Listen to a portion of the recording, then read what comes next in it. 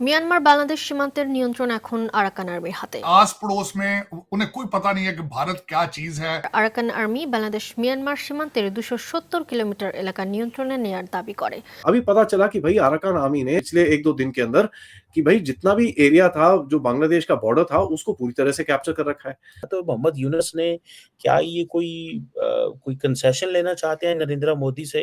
Arakan army एक Buddhist army है और they are dead against these Rohingyas. तो बिल्कुल भी उनको ये पसंद नहीं है। तो अब बोल रहे हैं कि भाई यहाँ पे भी राह की साजिश हो रखी है।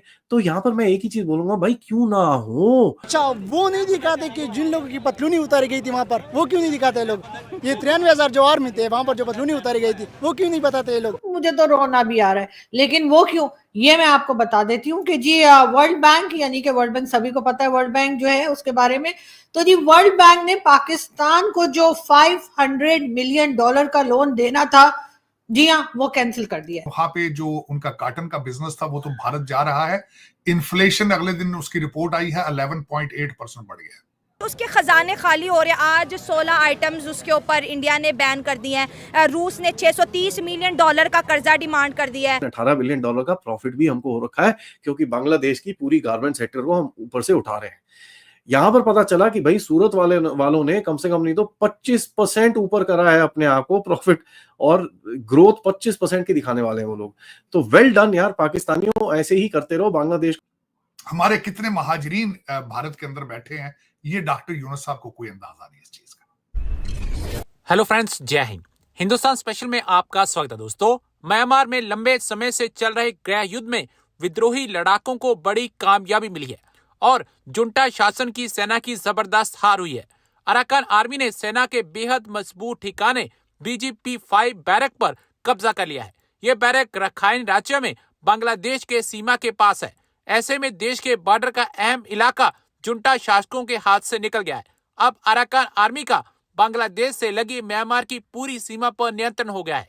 यह 2021 के तख्ता पलट के बाद सेना की बड़ी हार है। इससे म्यांमार में चल रहे गृह युद्ध में एक नया मोड़ आ गया है, क्योंकि अराकान आर्मी अब पूरे रखाइन राज्यों को कंट्रोल कर रही है।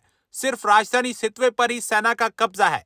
रिपोर्ट के मुताबिक म्यांमार में 2021 में सेना के सत्ता हथियाने के बाद से ही अराकान आर्मी लड़ रही है और कई इलाकों पर कब्जा कर चुकी है। इस कड़ी में BGP-5 बेस पर कब्जा अराकान आर्मी की सबसे बड़ी जीत है, क्योंकि यह इलाका बांग्लादेश की सीमा के पास है। इसलिए बांग्लादेश की आर्मी भी घबराई हुई है। अभी पता चला कि भाई अराकान आर्मी ने पिछले 1-2 दिन के अंदर कि भाई जितना भी एरिया था जो बांग्लादेश का बॉर्डर था उसको पूरी तरह से कैप्चर कर रखा है। अराकान आर्मी एक बुद्धिस्ट आर्मी है और they are dead against these Rohingyas. तो बिल्कुल भी उनको ये पसंद नहीं है। तो अब बोल रहे हैं कि भाई यहाँ पे भी राह की साजिश हो रखी है। तो यहाँ पर मैं एक ही चीज बोलूंगा, भाई क्यों ना हो। आप अगर उल्टे काम कर सकते हो तो भारत नहीं कर सकता? दुनिया भर में इस टाइम पे प्रॉक्सी वॉर चल रही हैं, तो क्या भारत ये प्रॉक्सी वॉर नहीं खेल सकता? पहले भी मैंने आपको बोला था कि साहब भारत का जवाब आएगा, सही टाइम से आएगा, और जब आएगा ये लोग रोएंगे। तो अराकान आर्मी की जो एक्टिविटीज हैं ये बड़ी इंटरेस्टिंग है। कई लोग बोलते हैं Arakan army is backed by the Chinese and this and that. वो शुरू में था, लेकिन आप ये चीज याद करिए, अराकान आर्मी वही आर्मी है जो आपका सितवे पोर्ट को प्रोटेक्ट करती है, आपके इंटरेस्ट को प्रोटेक्ट करती है, और आपके साथ बाय द वे नवंबर में आपके ऑफिशियल्स के साथ उनके रिप्रेजेंटेटिव्स ने आके यहाँ पर मीटिंग करी थी। तो कुछ तो गड़बड़ है और कुछ तो इंटरेस्टिंग चीज चल रही है, क्योंकि अननोन गनमैन का कहर अभी बांग्लादेश की दूसरी तरफ से फैलने वाला है। तो बड़ा बोल रहे थे कि हम यहाँ पर ये कर देंगे, वो कर देंगे। अबे अंकल लोगों, दूसरी तरफ देखो, तुम्हारे अंदर अभी बहुत बड़ा छेद होने वाला है। ठहर जाओ, अभी तो गेम शुरू हुई है गाइस, बड़ा मजा आने वाला है। कंगालुओं को भारत से भगाने के लिए जो स्ट्रैटेजी बनी है वो मैंने आपके साथ कल सुबह शेयर करी थी। देखा जाए तो उनका स्टेटस क्या है, जो सोच, मैं थोड़े से अंदर के हालात बताना चाहता हूं कि वो किस डायरेक्शन पे जा रहे हैं। उनका नाम एज उनका स्टेटस है एडवाइजर। उनके पास कोई ओहदा कोई नहीं है अभी तक। और दूसरा, उन्होंने डॉक्टर यूनुस साहब ने अगले दिन तकरीर फरमाई है, बड़ी कंट्रोवर्सल सी। उन्होंने कहा है कि हम रिफॉर्म करेंगे, हमारा काम है रिफॉर्म करना। हो सकता है उसमें 4 साल लग जाए। अब वो 4 साल उन्होंने रहना है आस पड़ोस में, उन्हें कोई पता नहीं है कि भारत क्या चीज है, हमने भारत के साथ किस तरह डील करना है, हमें बनाने के लिए भारत ने क्या किया था, हमारे कितने महाजरीन भारत के अंदर बैठे हैं, ये डॉक्टर यूनुस साहब को कोई अंदाजा नहीं इस चीज का, कोई अंदाजा नहीं। सार्क कंट्री का उन्होंने बिल्कुल आपकी बात ठीक है, ब्लैकमेल करने के लिए उन्होंने ताश का पत्ता फेंका। इसके अलावा इसकी सूरत, इसके बारे में कुछ, और फिर साथ ही उसमें वो कहते हैं कि ये पॉसिबल नहीं है, भारत और पाकिस्तान के रिलेशनशिप की वजह से सार्क आगे ग्रो ही नहीं कर पाया।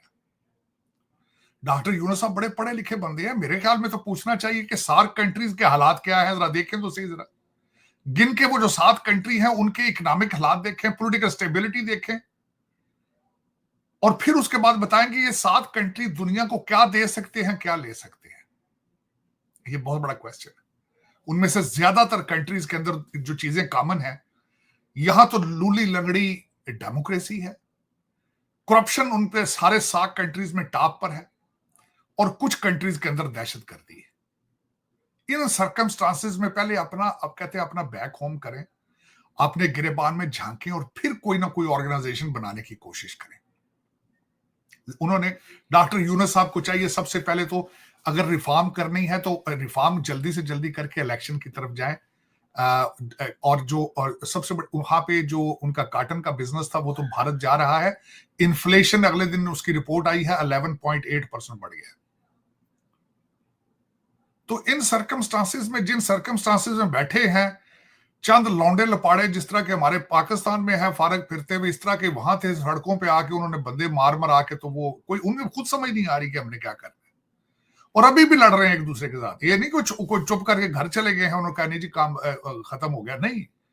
वो जब दिल करता है बाहर निकल के आके 2-4 बिल्डिंगें जला के 2-4 बसें जला के घर चले जाते हैं। ये उनका फ्यूचर है। उसके बाद इस वक्त जो मुझे सबसे बड़ा जो तशवीश है भारत के, बांग्लादेश के हालात पे, वहां पे रेडिकलाइजेशन वापस दोबारा लाने की कोशिश भी की जा रही है, और वो पार्टियां सारी रेडिकल्स जो है वो वापस आ रही हैं, और इन्हें ये नहीं पता कि पाकिस्तान में इस वक्त जो हमारे हालात हैं, वो मैं उस पर भी आना चाहूंगा कि हमारे पाकिस्तान के हालात जो हैं वो रेडिकलाइजेशन और दहशतगर्दी ने कैसे कर दी है। ये इनको चाहिए सीखें।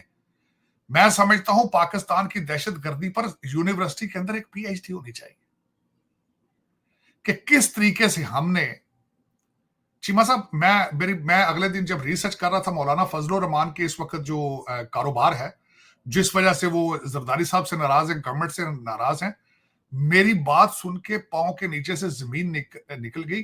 मौलाना फजलुर रहमान साहब के पास 24,000 मदरसे हैं, उनके मालिक हैं 24,000 मदरसे, 18,000 मस्जिद जो मदरसे हैं वो दूसरे सब लोगों के हैं, जो दूसरा पाकिस्तान में सारे मौलवी बैठे हैं। 24,000 मदरसे इनके साथ अटैच है मौलाना फजलुर रहमान के साथ। और सबसे बड़ी इसमें बात बताना चाहूंगा, 1839 के अंदर ये ब्रिटिश लोगों ने कानून बनाया था कि ये यहां पे सिर्फ इस्लाम की तालीम देते हैं, इनको रेगुलर इंस्टीट्यूशन इनको हम रिकॉग्नाइज नहीं करेंगे। और वो कैसे करें? ना आप उनको इंग्लिश पढ़ा रहे हैं, ना मैथ पढ़ा रहे हैं, ना उनको फिजिक्स केमिस्ट्री पढ़ा रहे हैं,